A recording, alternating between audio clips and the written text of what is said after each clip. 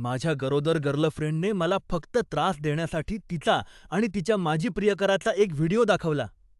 आमच्या जुळ्या मुलांच्या आगमनापूर्वीची ही आमची शेवटची सुट्टी होती. आमचं भांडण होईपर्यंत सगळं काही ठीक होतं. ती खूप क्रूर झाली. खरोखरच खूप क्रूर. तिने मला सांगितलं की जर ती गरोदर नसती तर ती मला सोडून गेली असती. आणि मग तिने असं काही केलं ज्याची मी कल्पनाही केली नव्हती. तिने मला सांगितलं की तिचं तिच्या माजी प्रियकरावर किती प्रेम होतं आणि त्यांचा एकत्र असलेला एक व्हिडिओ माझ्या डोळ्यांसमोर धरला. मी थरथर कापत होतो.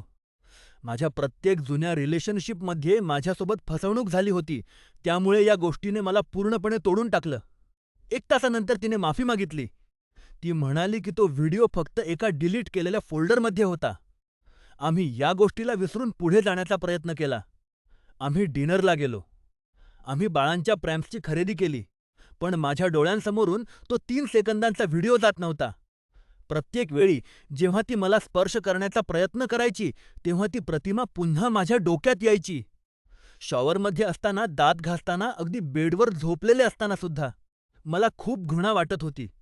तिने महागड्या डिनर आणि सरप्राईज गिफ्ट्स देऊन मला मनवण्याचा प्रयत्न केला, पण ते प्रेम नाही तर अपराधीपणाची भावना वाटत होती. माझं तिच्यावर प्रेम आहे आणि आम्हाला जुळी मुलं होणार आहेत, पण ही क्रूरता मी सहन करू शकत नाही.